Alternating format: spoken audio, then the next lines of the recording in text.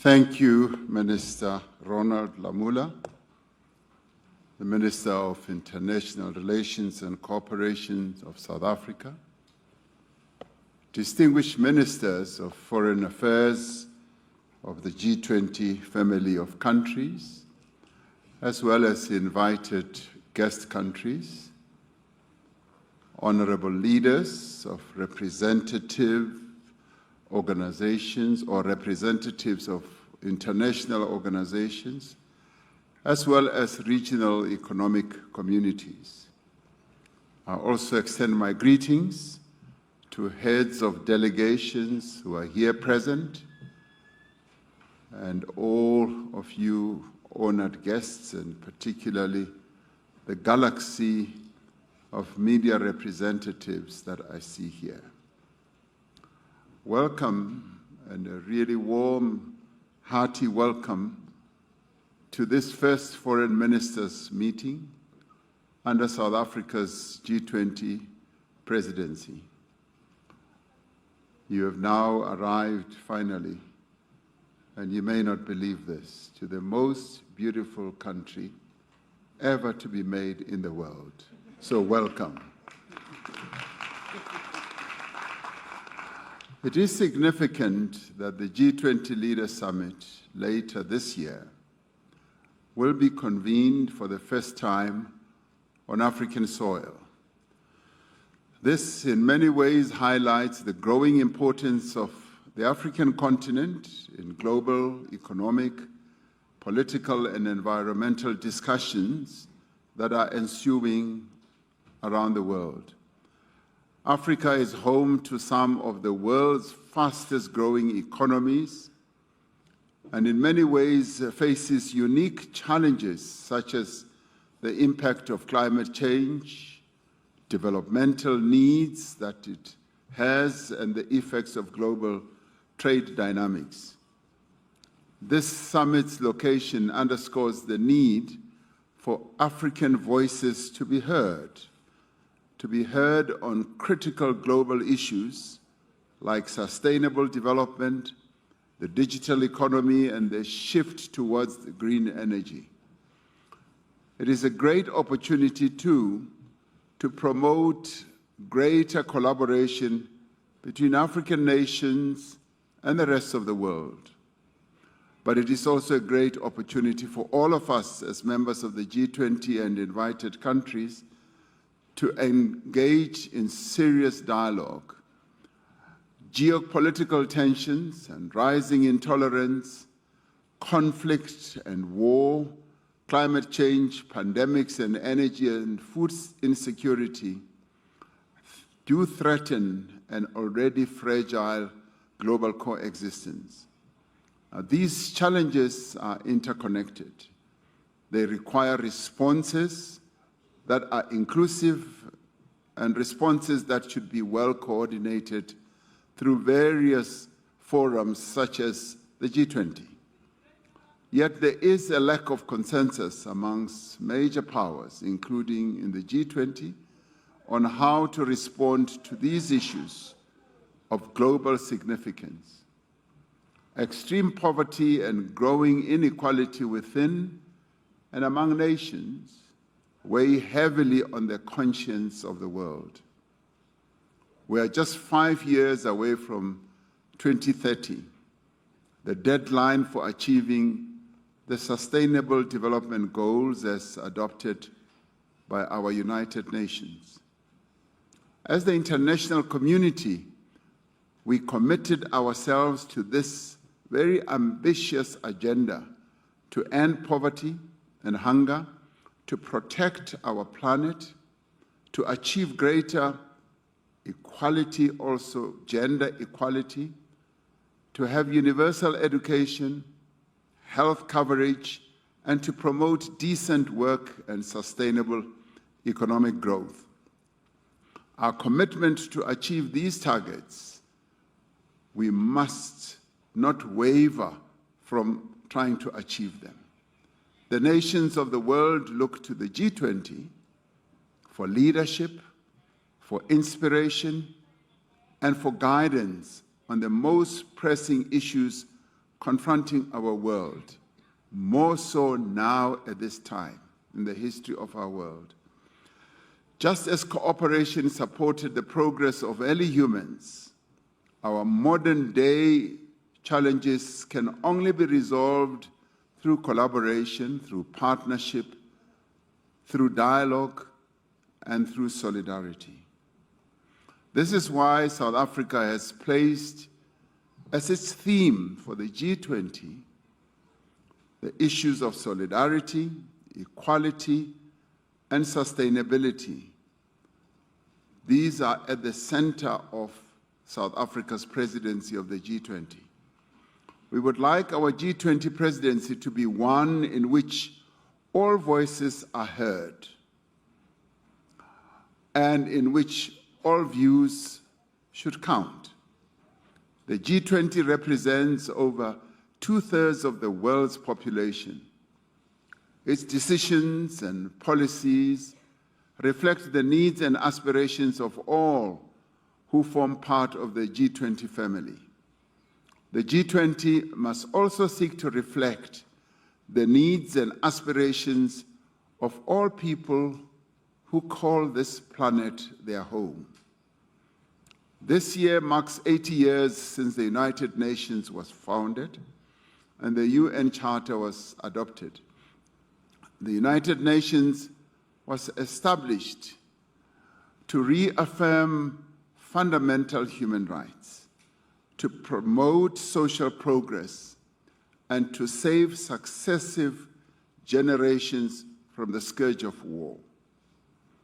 While these essential goals of the United Nations remain, the world has changed in fundamental ways.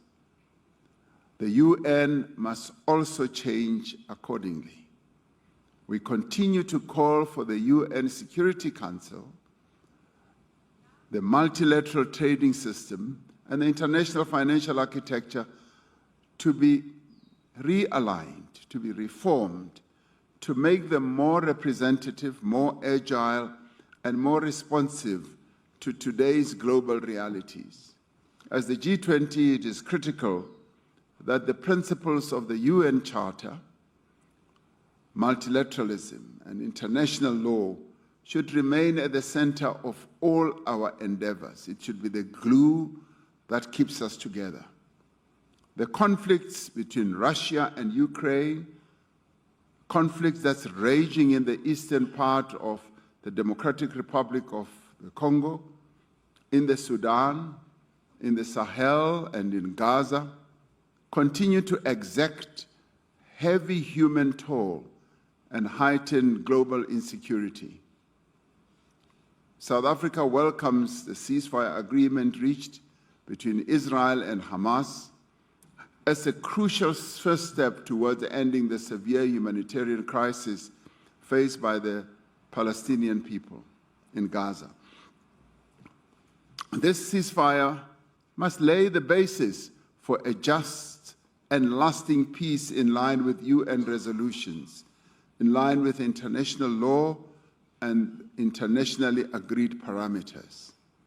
As the G20, we must continue to advocate for diplomatic solutions to conflicts. Our own experience as South Africa is that the peaceful resolution of conflict through inclusive dialogue is the foremost guarantor of sustainable and lasting peace. So, Your Excellencies, the climate crisis is no longer a threat. It is a catastrophic reality that all of us in the world must face. Last year, global average temperature exceeded 1.5 degrees Celsius above pre-industrial levels or industrialization levels for the first time. The impact of climate change places a disproportionate and unjust burden on the poorest as well as the most vulnerable. As the G20, we must seize this opportunity of crisis to innovate and drive sustainable solutions. We must remain true to the original G20 mandate of promoting strong, sustainable, as well as balanced and inclusive growth. In line with this mandate, South Africa has identified 4 priorities for its G20 presidency. These are issues we would like all of us to engage with. Firstly, we should take action to strengthen disaster resilience as well as response. We are on a continent that continues to suffer major and catastrophic climate disasters. Climate-induced natural disasters affect countries around the world, but we feel them acutely on this continent as well. But they have a particularly devastating impact on countries that cannot afford the costs of recovery and rebuilding.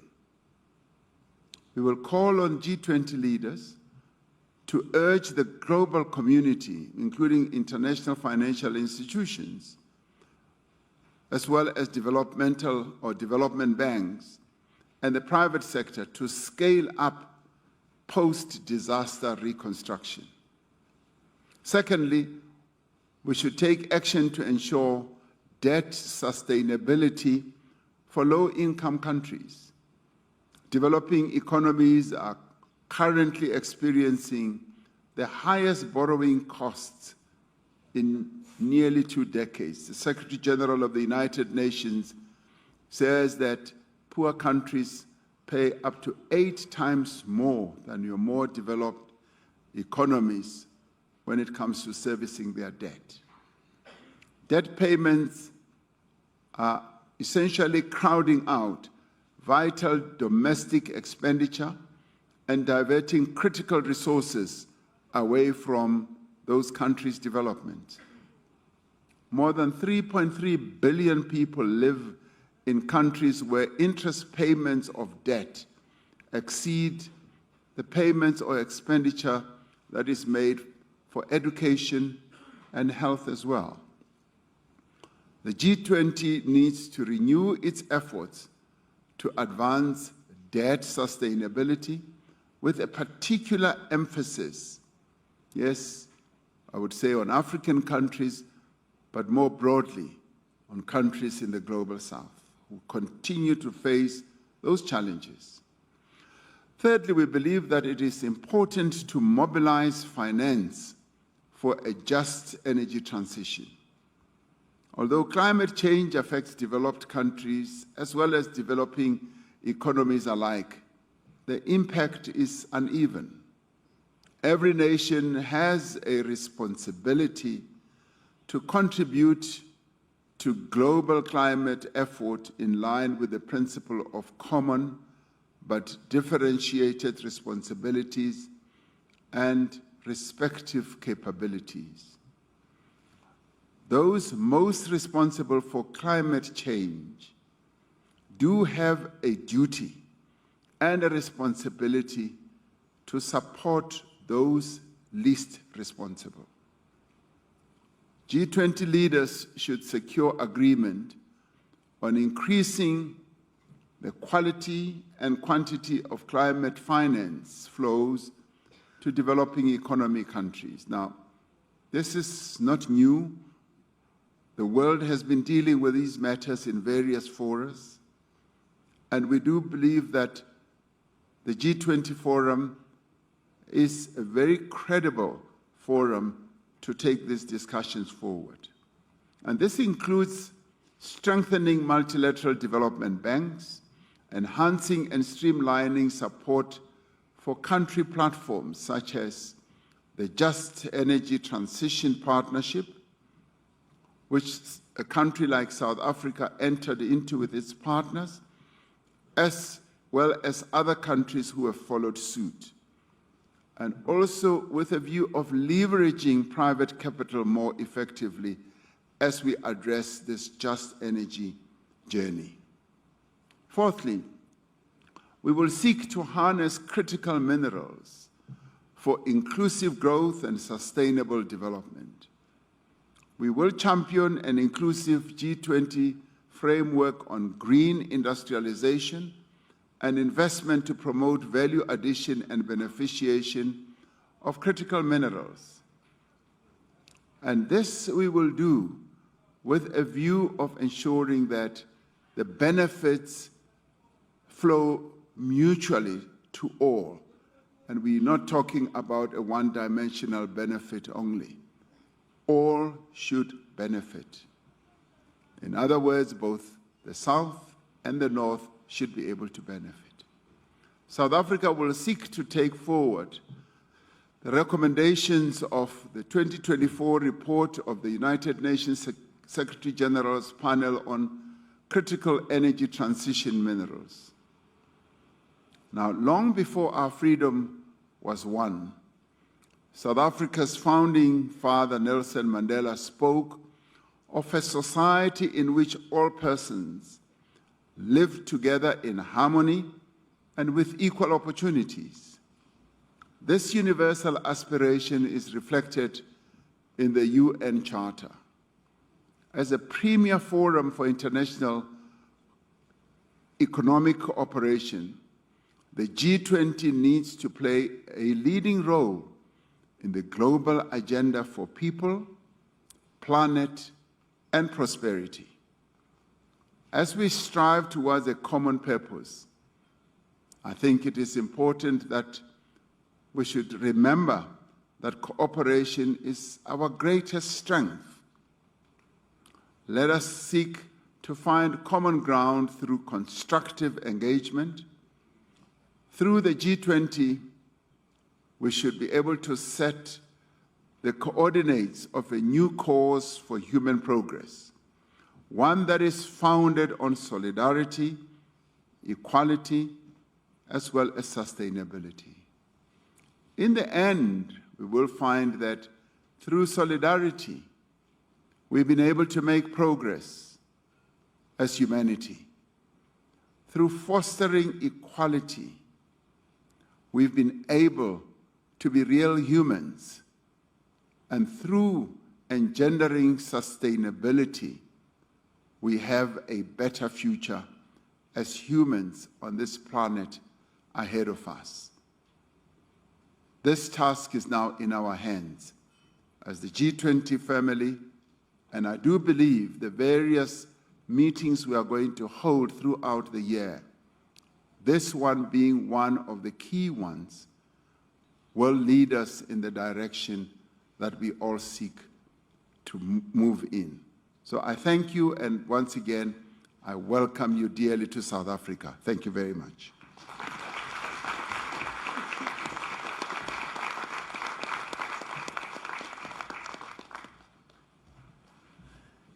Thank you very much, ladies and gentlemen. We will now have a tea break for 15 minutes, and we will come back to proceed with our agenda. Thank you very much, Your Excellency, President Cyril Ramaphosa.